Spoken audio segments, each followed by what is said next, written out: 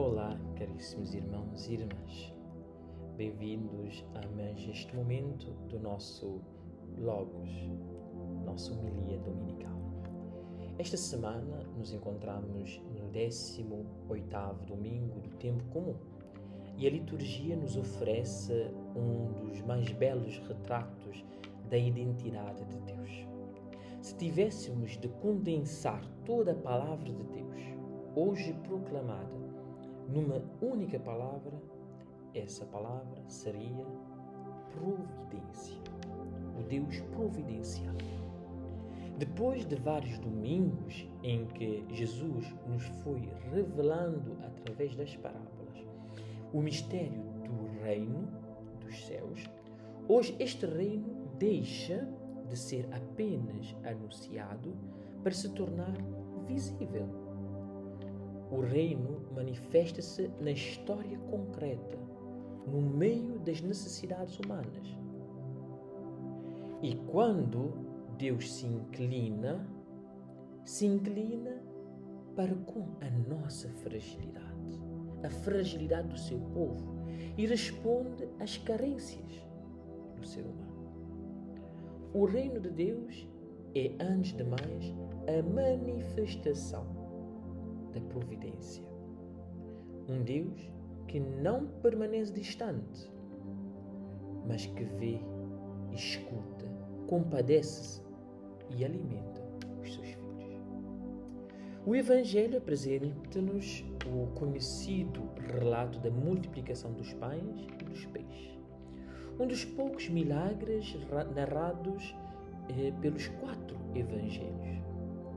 Este facto, por si só, revela a importância singular deste acontecimento na tradição da Igreja primitiva.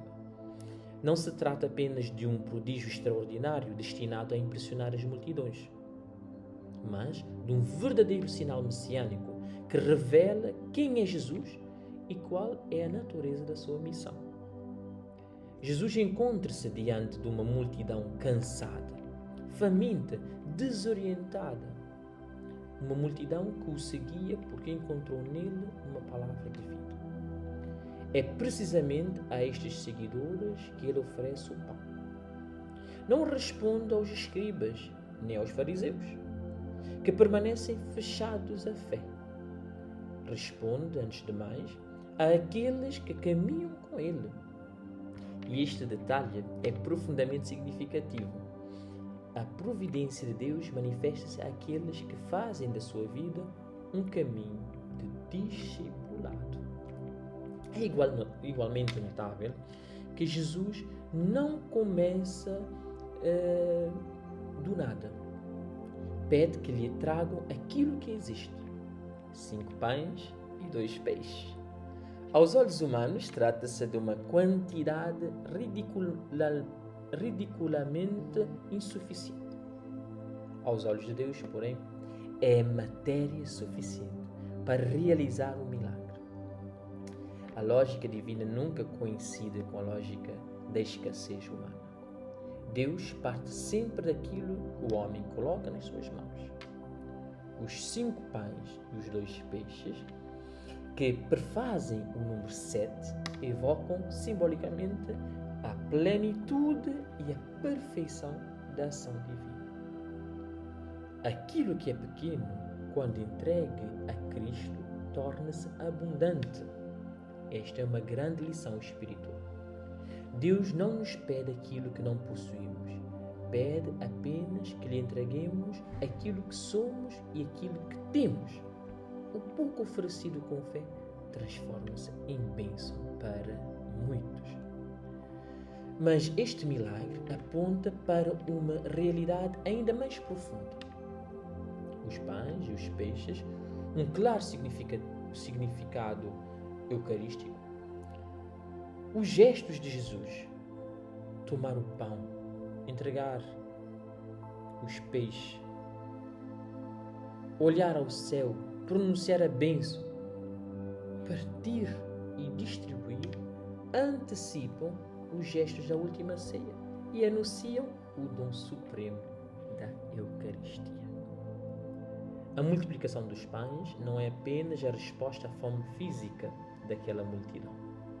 É a antecipação daquele alimento que saciará definitivamente a fome mais profunda do ser humano. Isto é, irmão e irmã, a fome de Deus. Cristo não veio apenas dar pão, veio dar-se como pão. Na Eucaristia, Ele continua a multiplicar a sua presença e a oferecer-se em alimento para a vida do mundo. A primeira leitura ilumina ainda mais esta mensagem, porque Isaías nos oferece este momento, um contexto doloroso do exílio babilônico, que encontramos nesta parte que é o Deutero-Isaías. Israel experimenta a perda da terra, da liberdade e das suas seguranças e esperanças humanas. Tudo parece ruir. No entanto, é precisamente neste cenário de pobreza que Deus faz ressoar um convite cheio de esperança. E em que consiste essa esperança? Consiste no seguinte: vós todos os que tendes sede, vinde a nascente das águas. Deus apresenta-se como aquele que alimenta gratuitamente o seu povo e que oferece aquilo que nenhum poder humano pode garantir. O exílio torna-se assim uma escola de confiança. Quando tudo falta, Deus permanece. Quando todas as falsas seguranças desaparecem, descobre-se que a verdadeira riqueza é a fidelidade do Senhor. São Paulo, na segunda leitura, conduz-nos à mesma certeza, mas agora numa perspectiva cristológica. Depois de enumerar as tribulações, as perseguições, a fome, o perigo e todas as fragilidades da condição humana, proclama solenemente que nada poderá separar-nos do amor de Deus, manifestado em Jesus Cristo. Esta afirmação constitui o fundamento da esperança cristã. A providência de Deus não significa ausência de sofrimento, mas certeza da sua presença. O cristão pode atravessar as noites mais escuras da existência sem perder a esperança, porque sabe que Deus nunca abandona aqueles que ama. Toda a liturgia, irmãos e irmãs, converge finalmente para a Eucaristia que estamos a celebrar. O milagre da multiplicação dos pães encontra o seu cumprimento em cada altar.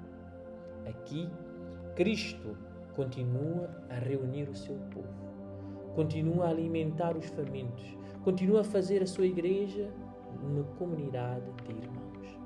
A Eucaristia é o lugar onde experimentamos a providência divina na sua forma mais elevada.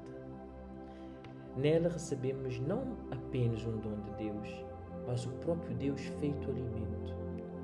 Nela aprendemos que viver é repartir, que amar é fazer-se pão para os outros e que a verdadeira abundância nasce da lógica do dom e não da acumulação. O Evangelho termina dizendo que todos comeram até ficarem saciados e que ainda sobraram cestos cheios de pedaços. Este detalhe encerra uma extraordinária mensagem teológica. Deus nunca oferece apenas o necessário. Oferece sempre em abundância. A sua graça é maior do que as nossas necessidades. O seu amor ultrapassa as nossas expectativas e a sua misericórdia excede infinitamente as nossas fragilidades. O Deus da Bíblia não é um Deus de escassez, mas da superabundância.